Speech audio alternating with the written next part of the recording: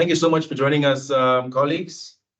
I see that it's 4 minutes past the hour, so perhaps we'll make a start to our program today.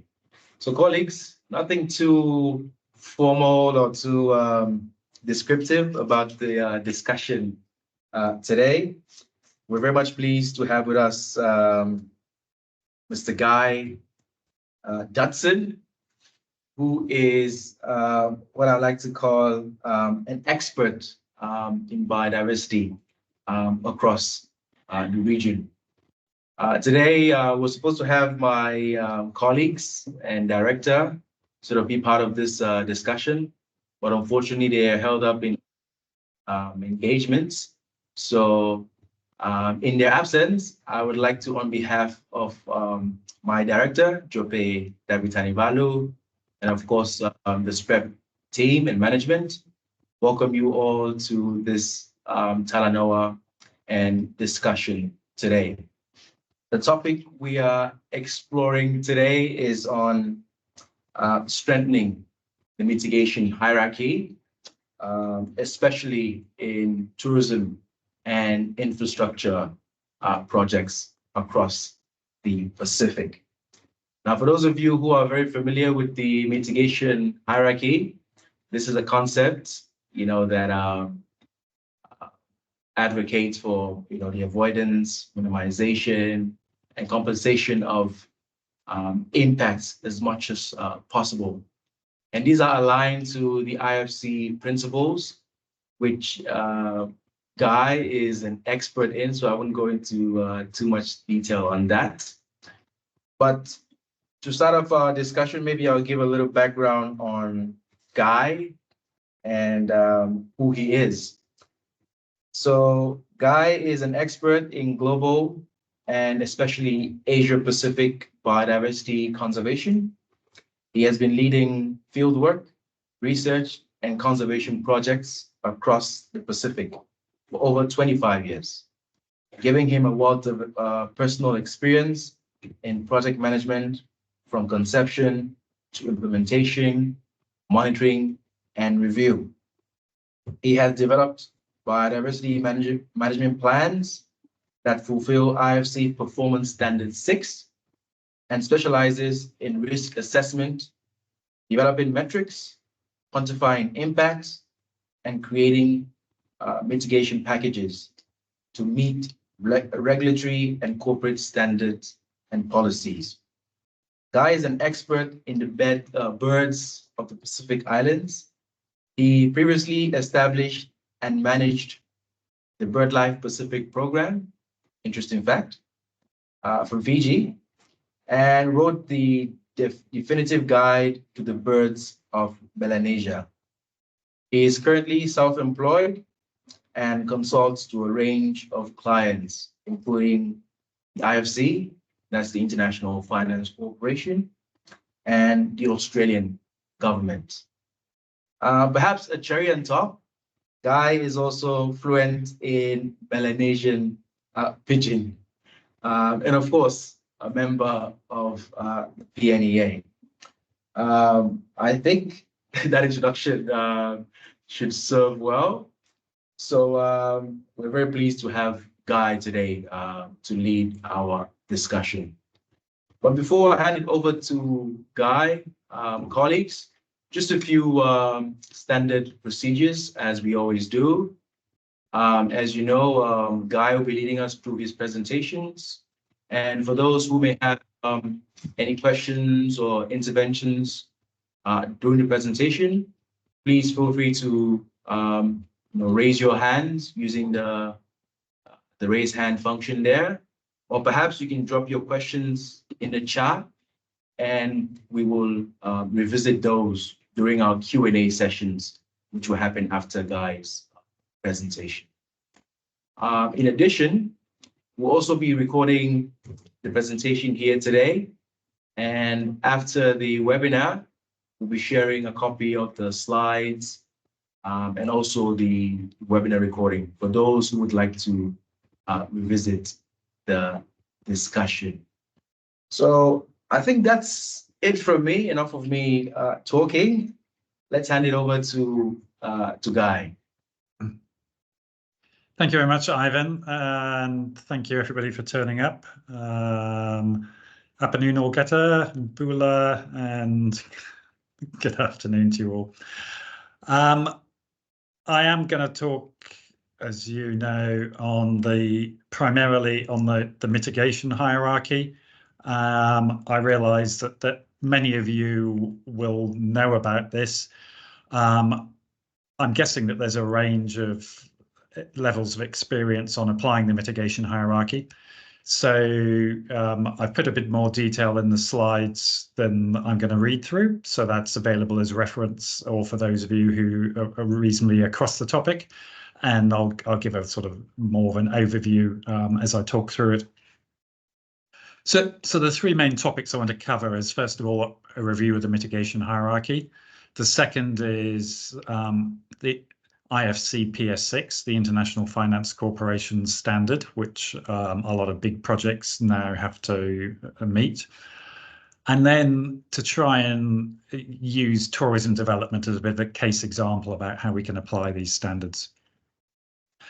In this work, I would like to acknowledge that it draws on a number of projects and pieces of work that I did, which were funded by the Biodiversity Consultancy, by SPC and the Rescue Project, and IFC. So some of these images do belong to those organisations. Happy to share them as PDF, but if you want to use any of the images, please talk to me directly and we'll go and see who has the IP ownership of them.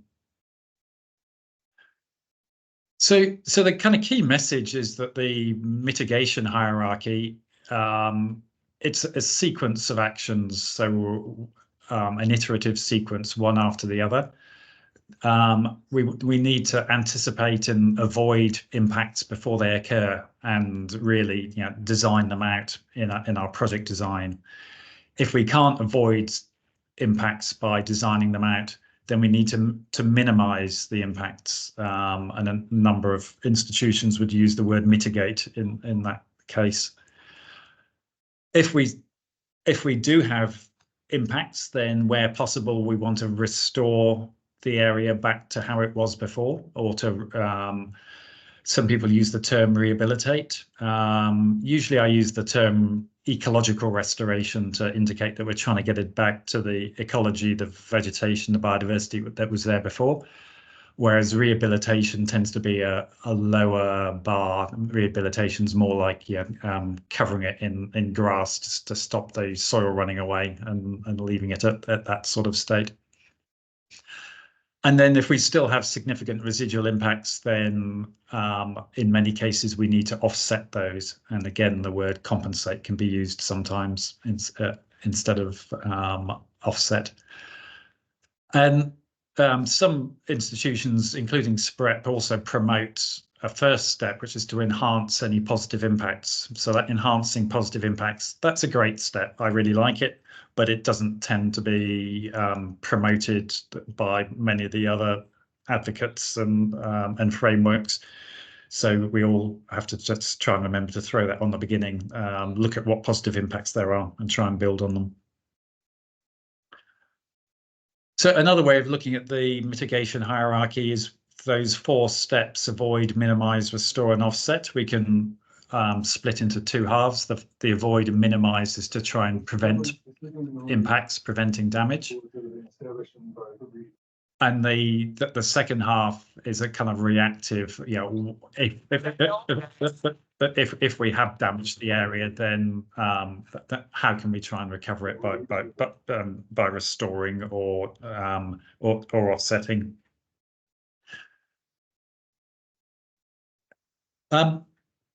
Under avoidance, the main actions that we think of under avoidance is choosing the location of the development, choosing the site in a way that minimises impacts. And I'm going to talk mostly about impacts on biodiversity, but this really applies to wider environmental impacts and, importantly, also to social and cultural impacts. So we'll be choosing the site to avoid having those impacts. We design the development, the project to avoid impacts where possible. And sometimes we can also schedule some activities to avoid impacts. So yeah, if there will be a brief period of like high impacts, lots of noise and lights and things, then if we can avoid the turtle nesting season or the seabird nesting season or whatever, then we can avoid impacts there. If we can't avoid the impacts, then we move on to the minimization. But we have to keep remembering that the avoidance really is the most important step. So whilst we're talking about this being a sequence of events, really we have to keep going back where possible and revisit that avoidance and see if we can keep designing out as many impacts as possible. If we can't design it out, then the minimization activities, they're the kind of classic environmental conditions that might be applied to an environmental permit, where we're looking at different controls to try to minimize the impacts as much as possible. So yeah, looking at physical controls, operational controls, abatement controls, yeah, a range of mitigation measures. Generally, those do help, but not nearly as much as avoiding the impact in the first place. Then if we feel that we've still got a residual impact, then we'll look at restoring the habitat as much as possible and restoring the biodiversity values, hopefully trying to restore ecosystem services and benefits to the community. And then our last step is the offset. You might know that there's lots of discussions about offsets. Especially where I live in Australia, they're very contentious because business think they're great because it's kind of a bit of a get out clause that a lot of business feel that they can impact the environment and all they have to do is offset it at the end, whereas environmentalists feel that the offsets are quite flawed and don't normally work, and the business really has to go back to the beginning, to the avoidance. So yeah, I'll keep pushing that point that the avoidance is the most important step, and we really are trying to reduce impacts we go through, and offsets should be considered as a last resort if we feel that the development absolutely has to go ahead, and if the development absolutely has to be on that site and cause those impacts, then there might be an argument for an offset. But really, we should try and design out those impacts as much as possible.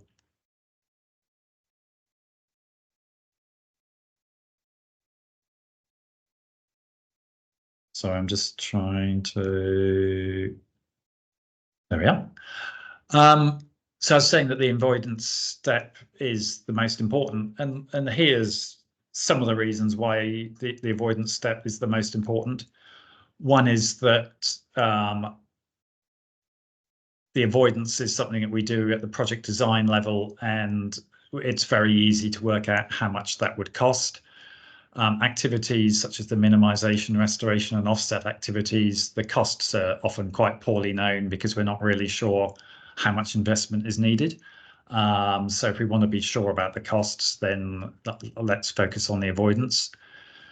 The actions further down the mitigation hierarchy, they also take much longer to enact, and importantly, it takes much longer for those environmental benefits to be restored. Because it takes longer to restore and offset, and because it often we're not sure how much it's going to cost, what we find is that there's a much higher risk of these not being implemented properly. And so stakeholders tend to be much less trusting of promises that we'll restore sometime in the future, or that an offset will be created in the future. Certainly yeah, there's less certainty of success, there's a greater risk of failure, less opportunities to redesign, and kind of backing ourselves in a corner a bit, fewer options for us to rethink our plans as we go further down this line. Now, the mitigation hierarchy is often shown graphically like this, where the impact of the project is in black, And then as we avoid, minimize, restore, and offset, we're addressing those impacts. And hopefully the idea of the offset is that you create enough positive impacts that the overall package ends out in a gain. So yeah, offsets are sometimes aimed just to create what we would call a no net loss, meaning that the environment, including the offset, is no better, no worse off as a result of the development. But yeah, really, we should be aiming for a net gain. If we're going to invest in an offset, let's put a bit more money into it, make it more effective and bigger, and have this gain. So that's kind of the schematic of how people like to think that mitigation and offsets will work. What we actually find in reality is that the avoidance is by far the most important step. So what we've done here is we've just suggested schematically that if that vertical axis is the project impact, the orange is the negative impact, then the greatest way that we can address that impact is through that first step, which is to site or to locate the project infrastructure somewhere where it's avoiding sensitive locations, areas of high environmental or social values. And once we've sited our project, yeah, that's the most effective way of minimizing the impacts. But then we need to keep looking at the design of the project and going back to the designers and trying to redesign the project. And what we're trying to do there is to reduce the footprint of the project and to relocate aspects of the project into areas of less sensitivity. So yeah, perhaps less so with a tourism project that might be a single building, but more in big complex projects like mines or oil and gas or extractive projects. Then the design stage can, there's lots of possibility there if environmental and social considerations are really taken on board by the designers. And then when we get to those next steps of minimizing, restoration, and offsetting, those will generate relatively small gains in comparison to our avoidance, to our siting or location, and our designing and redesigning. Just to talk a little bit about the practicality of doing this in the Pacific. A few years ago, I did some work for SPC under their rescue project. And one of the things they wanted us to do was to review the mitigation hierarchy across the Pacific Islands and territories, and to look at, do a bit of a checkup on where we are with policy and practice. And we found that across the Pacific Islands, countries and territories, there's a wide range of policies. Most of the territories use the policy from the US, France, or their linked country. But in many ways, the actual practice on the ground is more important than whether there's a written policy. In most cases, we found that in the jurisdiction, there was a policy around mitigation hierarchy, but generally it was quite simple. It would often just say somewhere in EIA regulations that we should follow the mitigation hierarchy, or we should avoid and minimize. In about a quarter of the cases, there was a much more detailed mitigation hierarchy policy, and in some cases, no policy at all.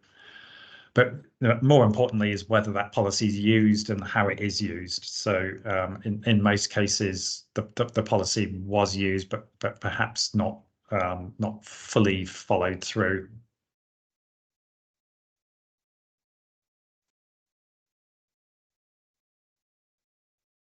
One key limiting factor that we found across the Pacific is what we are calling enabling conditions. So have we got enough kind of technical and policy and legal conditions in place that we can really expect developers and the regulators to follow the mitigation hierarchy? So some examples of an enabling condition might be whether the NBSAP really does identify key environmental issues, species and areas to avoid. whether the jurisdiction has a database with biodiversity, so ideally a spatial database, so we can look and see where the high-risk areas are which need avoiding. Strategic environmental assessments or resource use plans are incredibly helpful because they do a lot of the work in advance and really guide us as to where development should be going and where developments really should not be going. And if we're looking at offsets, it's really important to have some sort of protected area legislation. So as an example, a big mine that I was involved in PNG, they were quite happy to undertake a biodiversity offset. It was going to be a voluntary offset that they were going to do for reputational reasons, for their kind of social license to operate. There wasn't a mandatory reason behind it. But they decided not to invest in their offset because they felt that at the time there wasn't a strong enough legislation to protect that investment, to be sure that the land that they offset would genuinely be protected as a protected area and not necessarily the landowners and stakeholders change their mind and take it back for other uses. So in that case, we needed clearer and stronger protected area legislation, which hopefully has passed in PNG by now. So in about a quarter of the Pacific Islands that we studied, the protected area legislation wasn't strong enough for companies to feel that their investment in a biodiversity offset really would be protected in the long term. This map's an example of the kind of strategic planning that in an ideal world, we would love to have the resources to do across the Pacific. So in FSM, the Nature Conservancy, quite a long time ago, did these strategic plans where they identified all the areas of high biodiversity interest and mapped these priority areas for the FSM government to work through. So if we have like maps like this to hand, it really helps us work out which are the high risk areas to avoid development or for development to have to meet much more stringent conditions. As well as those kind of technical and legal and policy conditions, there's also a great need to be sure that we've just got the right political environment to enable the mitigation hierarchy to be implemented. In particular, there is this problem around biodiversity offsets, because a biodiversity offset would normally be away from the impact site. It would be on land, which is not part of the development. And then there's lots of challenges around land tenure and land rights to enable these offsets to be permanent, and that's something that we all have to be very aware of before we're expecting projects to offset it in the Pacific. There are significant technical and capacity needs in the Pacific, but then there's also technical capacity needs everywhere. I would say in Australia we also have a lot of technical capacity needs that people are just not very good at doing this, and also embarrassingly, but in the real world, Australia has lots of political capacity needs. So I've made the point here that environment departments need to have the political power to actually set environmental conditions and regulations, which is against the financial interests of the project proponent. So yes, we want the project proponent to be factoring in environmental and indeed social issues rather than purely financial issues. And yes, that will sometimes cost them money. And the projects clearly don't always appreciate that. And they can often persuade other government departments that the project should go ahead and not have to really meet its environmental or social obligations. So what I really mean by the political capacity is, we just have to keep building this discussion and argument that environmental and social issues are serious and they need to be factored into the economics and the politics of projects. And that is a conversation that I'm always having in Australia, and Australia is really bad at that. So I'm not pointing a finger at any of the islands. I'm just saying, that's the reality of it. In the Pacific, unlike Australia, we've also got much more of an issue around local communities and their real connection to the land and their need for access to the land. And so we really have to make sure that we're engaging them as we go through this mitigation hierarchy process. Absolutely, if we're going to do offsets, but even at the other stages, yeah, I do think the local stakeholders need to understand what's happening and be engaged in it. With that work we did with SPC, we came up with some conceptual roadmaps for how a nation or a territory might want to improve its mitigation policy and its practice. And the main steps that we stepped through with policymakers at the time was to work out, what would a policy, what would the objectives of a mitigation policy look like? Then there's a range of different policy types that we can choose based on precedent elsewhere in the world. But then we really have to look at those enabling conditions, such as our protected areas legislation or our biodiversity database or our strategic planning to work out where the key gaps are that would be a technical hindrance, work out our capacity needs and training needs, and then develop a strategy to improve our mitigation policy and practice. So this is something that SPC was very keen on doing at the time, and I'm very keen to talk to anybody who's in a jurisdiction who would be interested to think through this and see how they can improve their policy. As you heard, I'm very much a biodiversity person, but the mitigation hierarchy is something that we ought to be thinking about applying it to ecosystem services, to how local communities are benefiting from their healthy environment.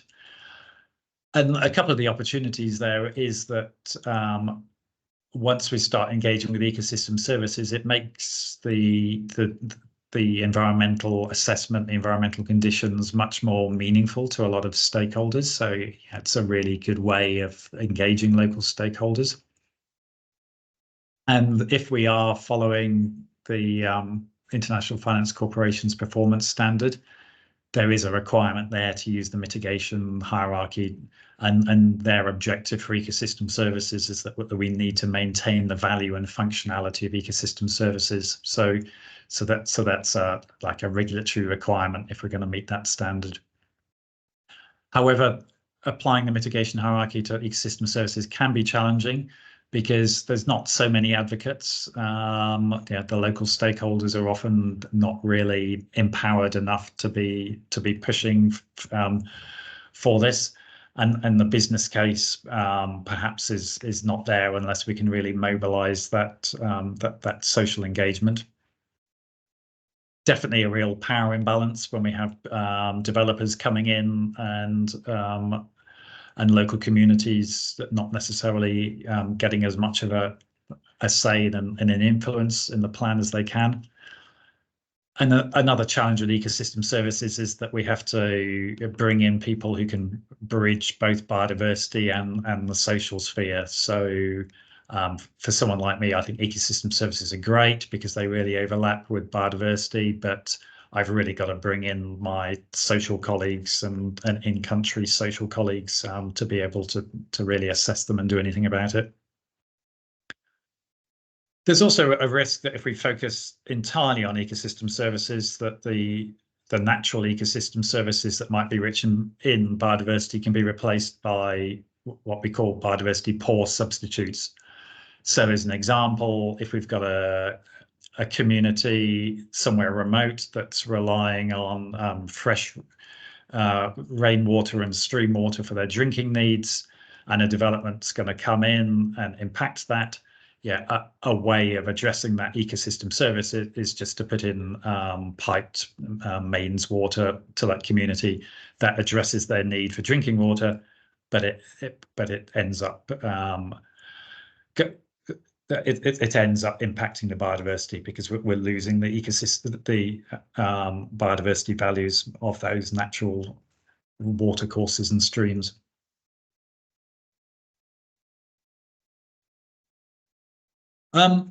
A few key references on mitigation hierarchy that I'm happy to share, or you can probably find yourselves. IUCN has got some great policy documents on no net loss and biodiversity offsets for governments. They're pretty technical. Yeah, that's something to look at if the government as a whole is really thinking about reviewing its policies, or if people really want a deep dive. The one on the right, the cross-section guide to implementing mitigation hierarchy, is much more practical and simplistic. Yeah, it covers pretty much what I'm covering in this presentation, and is a good resource. The next thing I wanted to talk about was IFCPS6, so International Finance Corporation. That's like a branch of the World Bank. It has a number of performance standards, which you could also call a safeguard. Performance Standard 6 is specifically around biodiversity. And in many cases, this is seen as the standard to which a lot of the big international developments would have to meet. And in many ways, if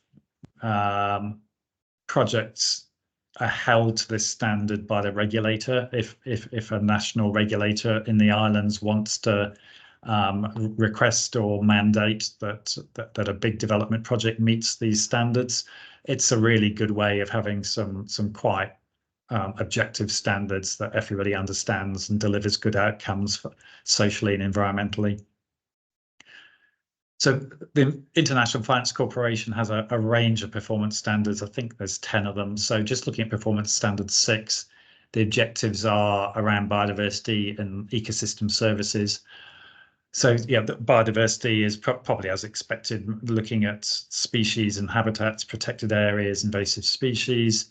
Ecosystem services is as expected, but they also have a requirement to look at supply chains and standards if we're looking at things like big agricultural or fishing projects, projects that are using natural resources have to use those natural resources to certain standards. A key component of Performance Standard 6 is that before any development goes ahead, all the land has to be mapped into 3 categories: modified habitat, natural habitat, and critical habitat. And what normally happens is you get quite a complex map like this, where there's a mosaic of these different habitat types. So in this particular map, the natural habitat is mapped in green, and that's where the vegetation is largely natural. The modified habitat is where the degree of human modification really has kind of tipped it into a point where it's a non-natural environment. The difference between the modified habitat and the natural habitat, there's not a really tight global prescription, but we really need some local context and local knowledge. But that's key, because under Performance Standard 6, you need to avoid impacts to natural habitat. And if you can't avoid impacts to natural habitat, you have to offset them. So it really is a strong way of signaling that development should happen in these areas of modified habitat or converted habitat, the areas of much lower biodiversity value. Critical habitat is like the top tier of protection for PS6. There's a range of different criteria that trigger critical habitat. So critical habitat's a term that's also used in the US under their national legislation. And in many ways, it should be seen as a no-go area. And in many cases, developments still do impact critical habitat, but they're held to a far higher standard of environmental impact assessment and following mitigation hierarchy. And Performance Standard 6 also has regulations around protected areas. So if you want to impact it on a legal protected area, then there's a range of checks you need to go through around whether it's legally permitted and whether it's supported by the managers, whether it's consistent with the protected area management plan, and the project should really be supporting that national park as compensation.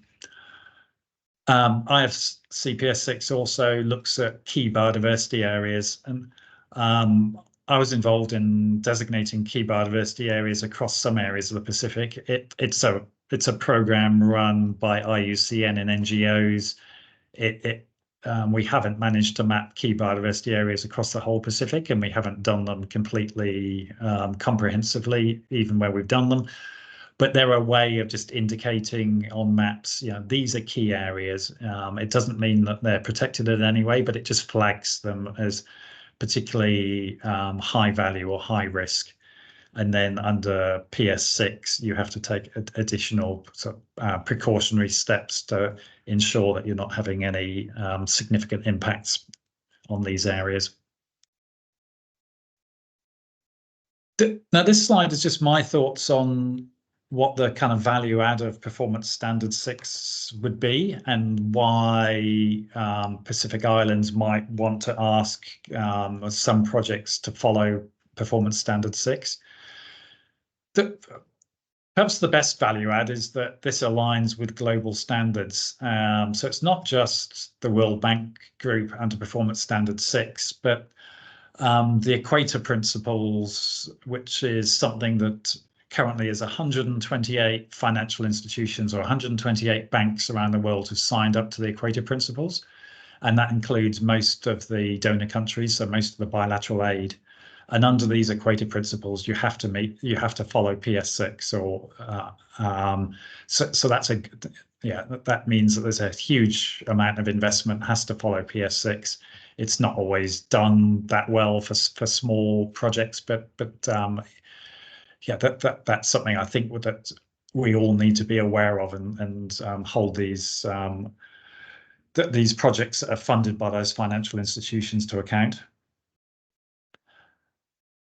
One of the important aspects of PS6 is it really has clear objective aims. So for impacts on natural habitat, there's an aim of no net loss, and that's something that really has to be demonstrated by the project proponent and reported on, and monitored and evaluated independently. Similarly, if there is any impact on critical habitat that there shouldn't be, there needs to be a net gain, and ecosystem services need to be maintained. So that's quite a high bar, and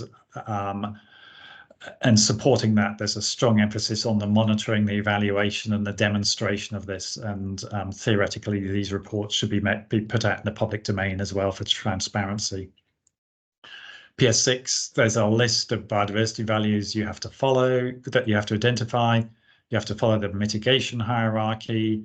If you are impacting some of these sensitive biodiversity features, then you need to go through a quantitative assessment of the impacts, and how you're going to address them. The baselines and accounting is done to a much higher standard. And if there is going to be some significant impacts, then the paperwork has to include other reports such as biodiversity action plans or monitoring and evaluation plans. And again, those need to be put out for stakeholder consultation and put in the public domain. So a high standard to PS6 projects. And then I thought I'd just try to see how this relates to ecotourism. So in my view, ecotourism sounds great, but we've got to remember that most tourism is still kind of mass consumerism tourism. There's a lot of consumption and there's a lot of impact. And the Pacific gets good financial gain from this, of course, but most of the time we don't get any environmental gain from this tourism. Typical tourism, and typically places that call themselves ecotourism, they still have negative environmental impacts. Perhaps one of the greatest impacts is where tourism developments drives the construction of roads or access into new undisturbed areas, or into undisturbed reefs and sea areas. But I do think that we've got the opportunity for the impacts from tourism to be positive if they're planned properly, if we really follow that mitigation hierarchy, And in particular, if we can try and bundle any negative impacts related to the tourism development with positive impacts for biodiversity and positive social impacts, there's some great models and examples of where tourism developments can sponsor, support, generate, facilitate all sorts of good work, and we can try and help them create a business case for that. So if we're going to apply the mitigation hierarchy to the tourism sector, but we have to remember that most tourists are coming to the Pacific for the climate, but also for the natural beauty and the coastline. And out of those tourists, there's a significant number might think of themselves as ecotourists, wanting to go into the forest, wanting to go diving. And there's significant social tourism, and a lot of sports tourism is also based on nature. So to use business language, we can create a business case and that it would help any tourism development to articulate their sustainability credentials, their ecotourism credentials, because the markets, the customers coming should appreciate that. Now, there's some great initiatives out there, but most of the sustainability initiatives that are out there are around kind of actually operating a tourism venture, operating a hotel, focusing on energy and pollution and those sorts of impacts. What I'd like to do is to look at how we can avoid the impacts caused by building that tourism infrastructure. So the avoidance section of the mitigation hierarchy. Just back to that first step of SPREPs to enhance the positive impacts. So some examples of how a tourism project could help the local biodiversity and could help local communities is if the tourism development supports a protected area. It can just be a community declared protected area. It doesn't have to be a legal protected area. The development might enter into an agreement with landowning communities to pay for ecosystem services like fresh water and the environment that around the development. It could sponsor local communities for local monitoring of possibly monitoring of the impacts of the tourists themselves, and create some partnerships and synergies with local community groups and NGOs. In many cases, tourists will pay a premium for environmental conservation, but usually it has to be explained to them, and that we need to put some effort into publicity and awareness. So when potential projects come along, the biggest impact is likely to be clearance of any natural habitat. And we have to think not just the direct footprint of a hotel development, but if there's any roads that might be upgraded or any ports, any degradation of rivers and fresh water from runoff from the development. Turtles, as we know, are very susceptible to light disturbance and to increased numbers of people, to increase garbage and dogs and pigs and things. Tourism can drive locally increased markets for seafood and increased resource extraction. There's a risk of invasive species colonizing around tourist developments. And then, of course, there's all those carbon emissions from the flights. So there's a lot of negative impacts, and it really does seem fair to expect some investment back into the environment and into local communities. So we need to assess the biodiversity values in this area of potential impact, and really making sure that we're including any upgrades to roads or anything else that we might consider to be associated infrastructure. Look at alternative locations, alternative sites and designs. That's where we're going to get our greatest gains, and be clear on saying no if we need to. If there are areas that have particular environmental or social sensitivities, then it's up to us just to be strong and say no, not there. There's other places that you can go. So the key points there is to reduce the project footprint as much as we can. And in particular, if we can upgrade existing infrastructure and build in areas that have already been impacted rather than new areas. The minimization of impacts is things like, the classic mitigation measures. If there's construction going on, then we put barriers to really delimit where the earth moving equipment can go, try and protect as many trees as we can, barriers to stop runoff, making sure that there's limited access to sensitive areas such as wetlands. In operating the tourist ventures, there might need to be some management controls. So in particular, there's some bad examples of how tourists can inadvertently impact coral reefs, and that really needs some regulation, some upskilling of the guides, and making sure that that we avoid trampling reefs or dropping anchors on reefs. Various other controls around water in particular, but also thinking about where we get our materials from. The next step is to restore any impacts that were necessary but are temporary. And ideally, we'll be restoring them back to a natural vegetation state using native species, but we have to be aware that that can be quite challenging to restore back to natural vegetation. We really need to be upfront in any environmental conditions about what the goals are for any restoration, and to monitor it closely. And these sorts of things we can also present as a business opportunity to hotel developments to engage with their guests, to have some signage, some education, some awareness materials around these areas that they're rehabilitating and showing off the natural vegetation that they've created. And the offsets, the offsets can be big and they can be small. They can be, very prescribed in regulations, or can be fairly light touch.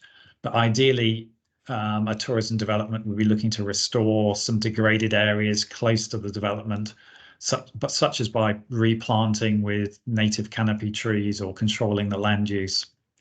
If it's possible for resorts to really help support some natural areas nearby and to avert or prevent the loss of them by working with the landowners, trying to get the landowners to declare these as community conservation areas. Tourism development has a lot of opportunity to work hand in hand with the landowners. Ideally, that might go as far as these areas being protected areas, and that protected area can be linked to that tourism development. Theoretically, offsets are kind of actual tangible actions on the ground, but it's also really important to undertake research and education. Those don't technically qualify as offsets, but it's always good practice. And in particular, I think the education is somewhere where it's easy to give a business case to the tourism development to improve that awareness. And just as an example, I'm working at the moment with a project with the Solomon Islands government, where they've got a project called Accessing Land for Tourism Investment Facilitation. And we're looking at a landscape level risk analysis, where foreign investors have said to the Solomon Islands government that it's difficult to know where to go, where can they invest in land, where can they be assured that there won't be big issues around land tenure. So what we're looking at is looking at environmental and social risks across potential tourism development areas in the Solomons.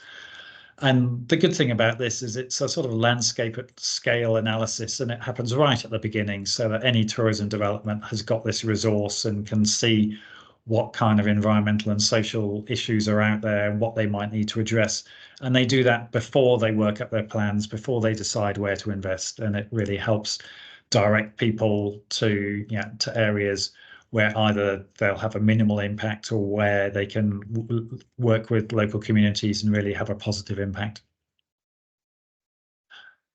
That feels like I've talked for far too long. This is the last slide. Just the key take-home points are mitigation hierarchy. There's lots of resources out there. It really is a useful tool for everybody to use in environmental impact assessment. When we're using it, we really have to remember that the key step really is the avoid step, to keep trying to minimize the size of the footprint of the development. So an iterative, a repeated effort to redesign and reduce the footprint, and then to try to locate the development on areas that are degraded or where there's existing development or infrastructure there already, rather than natural habitats. Do consider performance standard 6 and whether you want to hold any particular developments to performance standard 6, and maybe talk to the bilateral aid agencies, Australia, US, New Zealand, around their safeguards and performance standard 6. Think around what's happening in the Solomon Islands about trying to direct tourism developments in the right areas, and where possible, let's see if we can link tourism developments which will have negative environmental impacts with opportunities for them to create benefits environmentally and socially. Thank you. That's that from me. I'm happy to share the presentation and take any questions.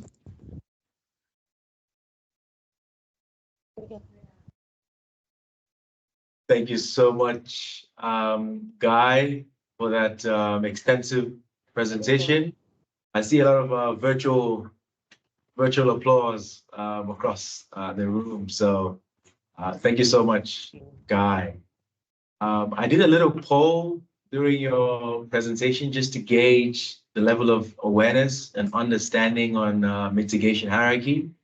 And I think about 2/3 of the participants today have been aware of the mitigation hierarchy, or perhaps applied it in their role. So it's good to see that we're sort of advancing the discussions on how important this concept is. Now, I'm also very pleased to note that we're joined by Director Jope here with us. Finally here with us in the room. Thank you so much, Ratsu, for joining us. Yes, thank you so much. Now, colleagues, the floor is open. You've heard from Guy. You've heard about mitigation hierarchy, particularly on how it can be applied to tourism projects and investments, specific, as well as in the infrastructure sector. So the floor is open. Any thoughts, interventions, questions, or maybe even experiences that you would like to share with us today? Please, the floor is open. I think I see a hand already. Christy, the floor is yours. Kia ora, everyone. Christy Harrison, Group Leader, Environmental Science from Stantec. I've just something that I've picked up in my practice throughout the Pacific is often there is a lot of emphasis put into the front paperwork, and once that is approved, the actual implementation in terms of the contractor and any sort of oversight is significantly lacking. So that, if anything, is something that could be really strengthened, and particularly biodiversity offsets. You can do all the calculations in the world, but actually implementing these net gain things on the ground is extremely challenging. Yeah, so I guess that was my main point. Also, that practitioners in the impact assessment phase must ensure that they know about the impacts during the construction phase, and that comes with site experience, monitoring during that phase, because unless you know how these things are constructed, you can't easily assess the impacts. Thanks. Thanks, Christy. Great points. I agree with all of that.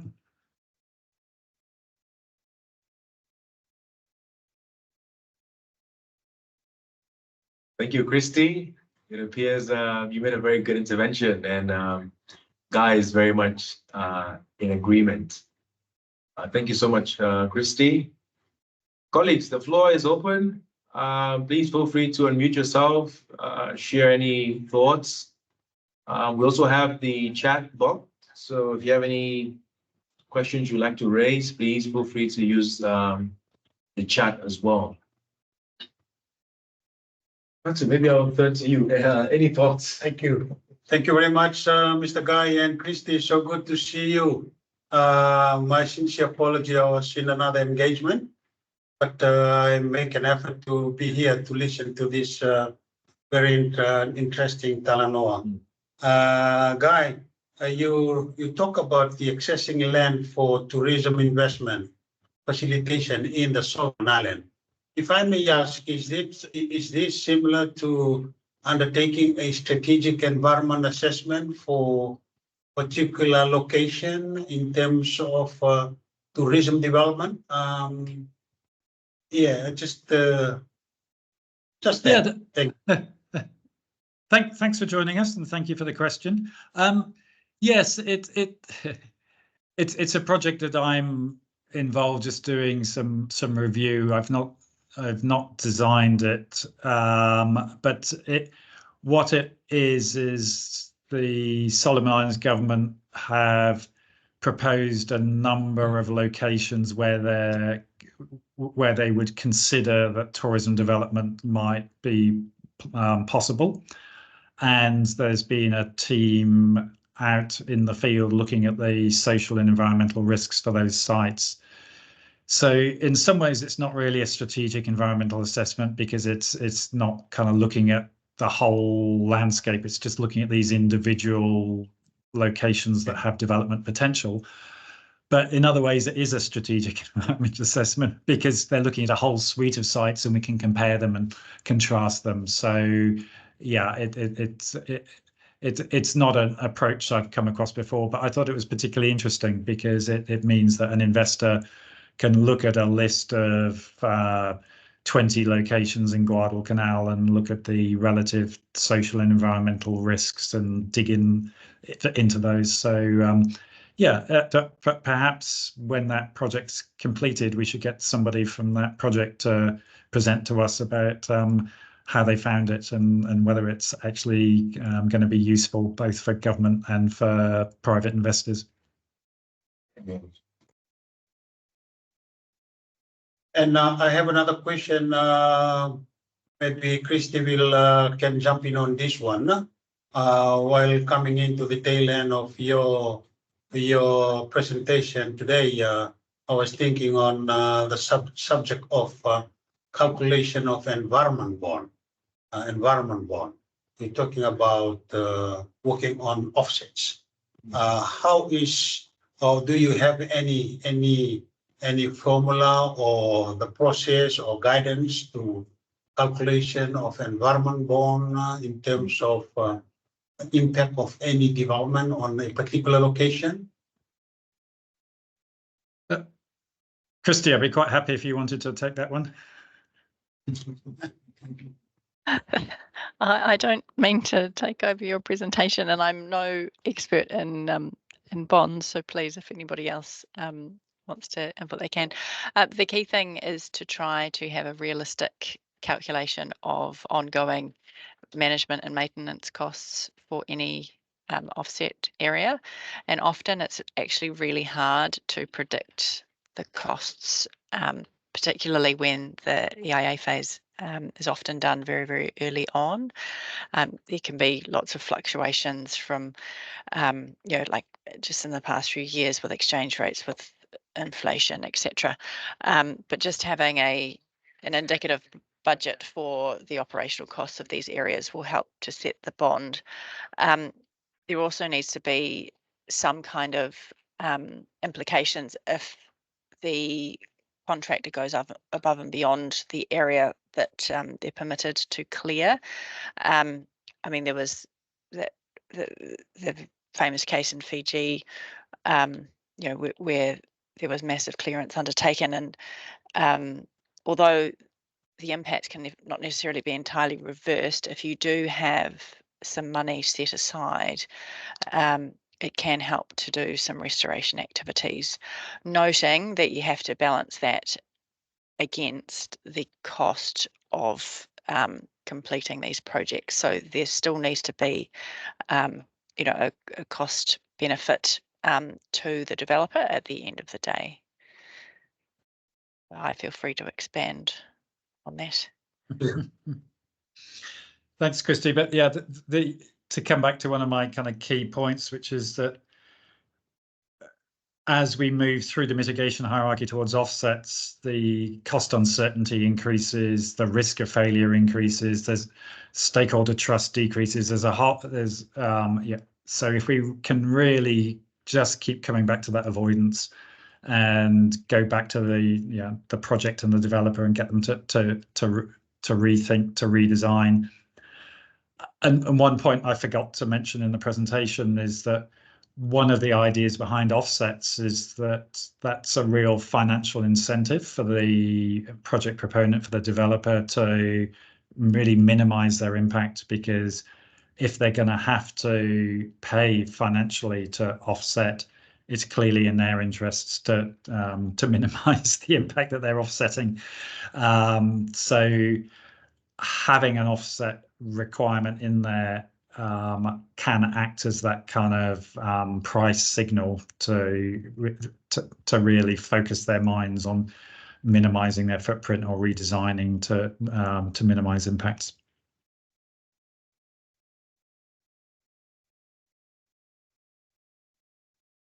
Thank you, Guy. That was a very good discussion on how we value environmental components.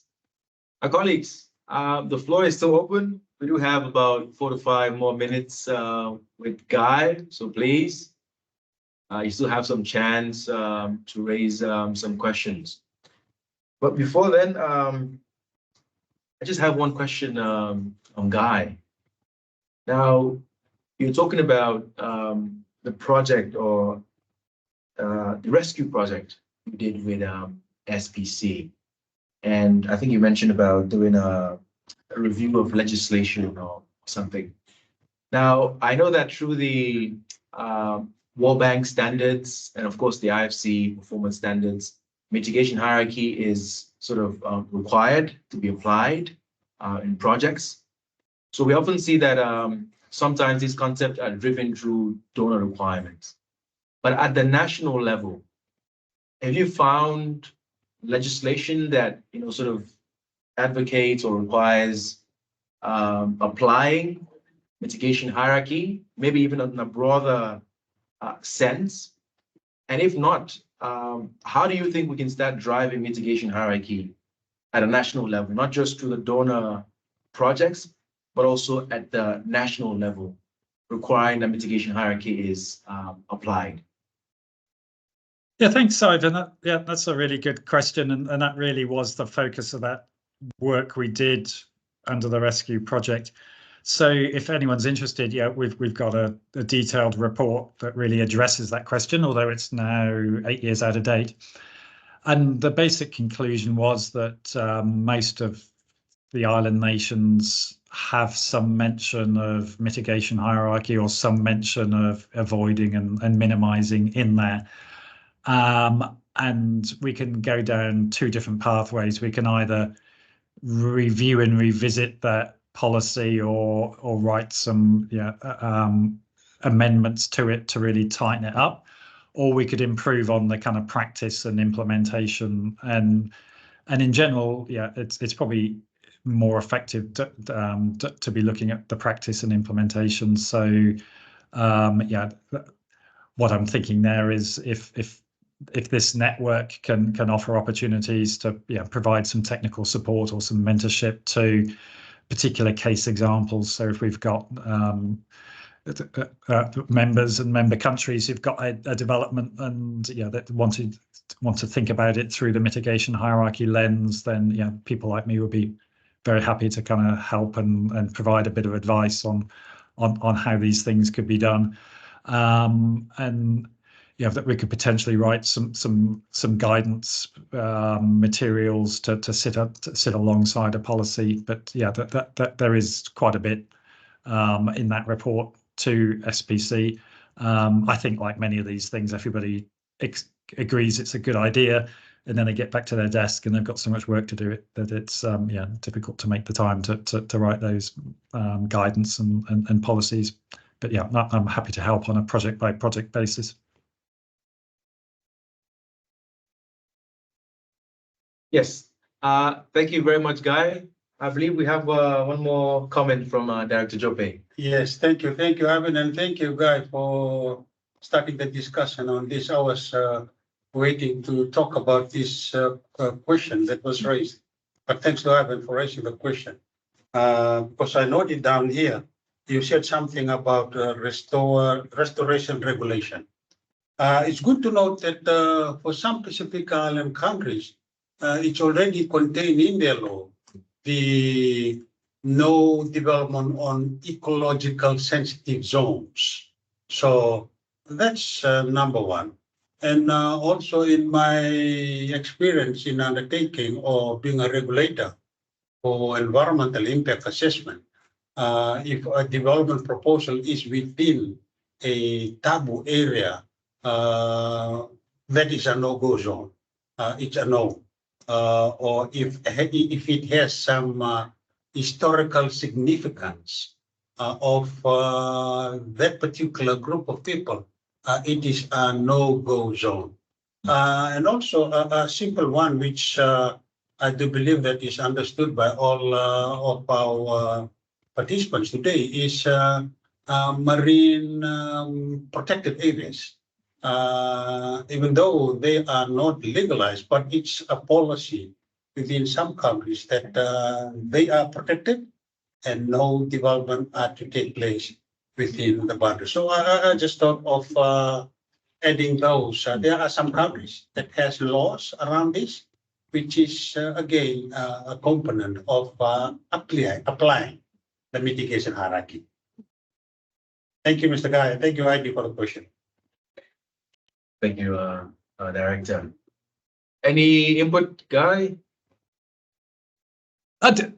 Just to support that idea. So yeah, in some ways, if that map I put up of Chuuk State is a great example of how the state, with TNC's help, put together that map showing all these areas of biodiversity importance.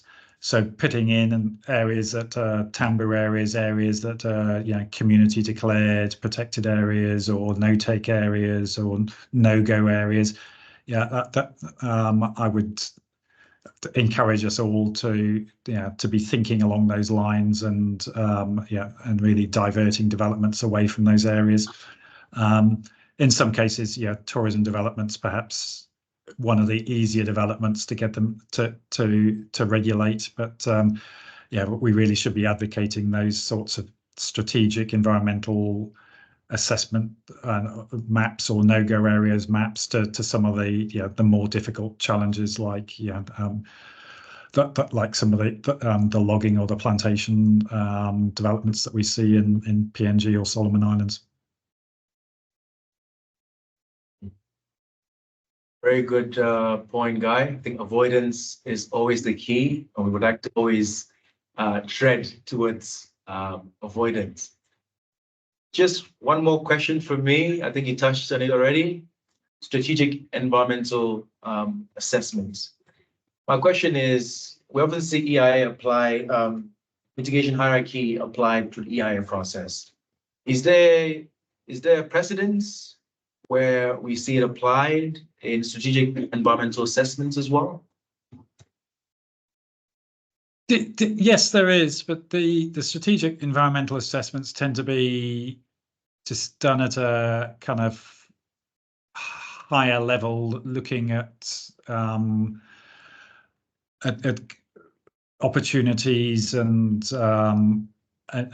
these more no-go areas. They're not diving really into minimization, the restoration, the offset area, the offset steps as much. So that, yeah, that they're focused on that avoidance step. So I see the strategic environmental assessment and strategic impact assessment as, yeah, really informing that avoidance step. So yes, very much to be encouraged, but they can be quite difficult to undertake, and yeah, of variable standard. But the concept's a great one. Thank you so much, Guy. That makes a lot of sense. My colleagues, I see that it's 3:15 here in Samoa. So, and I see there's no more questions or interventions from the floor. So at this time, I would like to thank Guy Dutson for joining us today, for sharing the enlightening discussion on mitigation hierarchy. Again, this is not a new concept, it's been around. And the idea behind today's topic is how do we strengthen the application of this concept. And I believe through this presentation today by Guy, we'll begin to raise this the profile of this discussion and think about how mitigation hierarchy can be beneficial in infrastructure and tourism projects. So thank you so much, Guy Dutson, again, and also to our participants joining us. I see a lot of familiar faces and names. Thank you so much for the discussions, for the contributions to the Talanoa today. But I'm very happy that we have Director Jope here with us. So perhaps at this moment, I'll just provide the floor to Director, just to provide some well wishes and some remarks.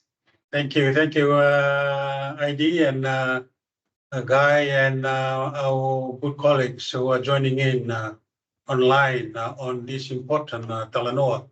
I, on behalf of the Director General of SPREP and all the staff here at SPREP, take this time to thank you sincerely for joining in. Your participation today is a good indication on you wanting to know more on relevant topics with regard to environment assessment work and development work that we are responsible with. And I must say thank you sincerely for that. And like what Ivan said, it's good to see familiar names. And I saw Christy. Thank you, Christy, for joining in. And we'll definitely get in touch with you on future topics that will be shared amongst our colleagues in the region. I must say again that I'm sorry that I joined in late due to some other commitments that I have to do. But it's good that I was in time to contribute and hear from all of you this afternoon. Yes, your EMG program will be again working on other topics to organize webinar on them, and we will be advising you. Well, here in Samoa, it's very, very hot here in Samoa. And I saw the headline of the newspaper today. There is a heat wave, and the temperature is very high, and numerous staff are going home having flus and running nose and fever. So we are glad that Ivan and I are okay to be with you this afternoon. But you take care out there. And I, again, thank you sincerely, Guy, for your part this afternoon. With that said, I'll hand you back to Ivan. Thank you, Ivan. Thank you so much, Director. Now, colleagues, in terms of our next steps, we'll be sharing a copy of the presentation slides today, and also a recording from this discussion in case you'd like to visit or perhaps share the discussion with your colleagues. If you'd like to get in touch with Guy, please, he's a member of the PNEA, so feel free to log in on the PNEA and send any message or any communication that you'd like to make to Guy. And also, before you all leave, colleagues, maybe we'll just take one screenshot of our lovely speaker today and also yourselves. So if you can just open up your cameras just for a brief moment, let's see your lovely faces and snap a quick photo. Hi, Christy.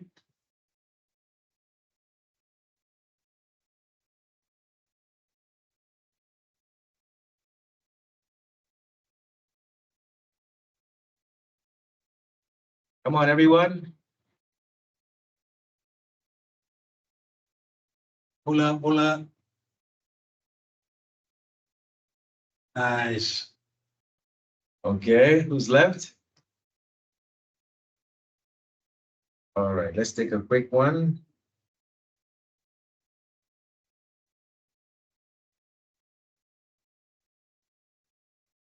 Okay. Thank you very much. Thank you very much. Thank you very much. And we'll see you next time. Thank you. Yes. Bye-bye. Take care.